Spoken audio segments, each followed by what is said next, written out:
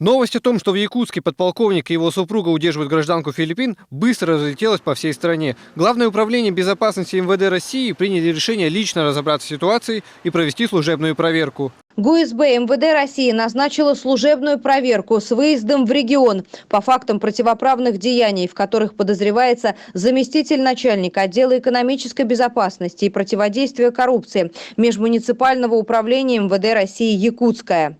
Стоит отметить, что по результатам проверки будет принято решение в соответствии с действующим законодательством. В Якутск прилетел, чтобы оказать поддержку соотечественнице, представитель посольства Республики Филиппин Джеффри Вальдес. В департаменте по внешним связям Якутии комментировать ситуацию отказались, ожидая встречи с послом.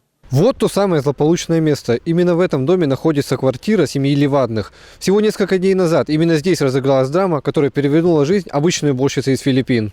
Главный спаситель и защитник Ракель Фаброс записал публичное обращение к министру внутренних дел России Владимиру Колокольцеву. Предприниматель просит главу МВД обратить особое внимание расследованию уголовного дела, фигурантом которого выступает подполковник полиции. На мой взгляд, это неправильно, когда человек за помощью обращается в полицию, вместо полиции приезжают бандиты на вызов.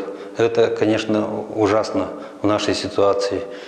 И вот я требую, чтобы вы лично разобрались в этом деле и навели порядок в управлении МВД Якутии. По данному факту Следственный комитет уже возбудил уголовное дело в составе преступления о незаконном лишении свободы с причинением тяжких последствий. Установлено, что в период с 10 по 12 февраля текущего года супруги, действуя группой лиц по предварительному сговору, в одной из квартир дома, расположенного по улице Кузьмина в городе Якутске, против воли удерживали гражданку Республики Филиппины, тем самым незаконно лишив ее свободы. Сейчас гражданка Филиппин находится в больнице. Самое важное в этой истории, что сейчас жизни Ракель больше ничего не угрожает. Как сообщили в МВД России, по результатам проверки будет принято решение в соответствии с действующим законодательством.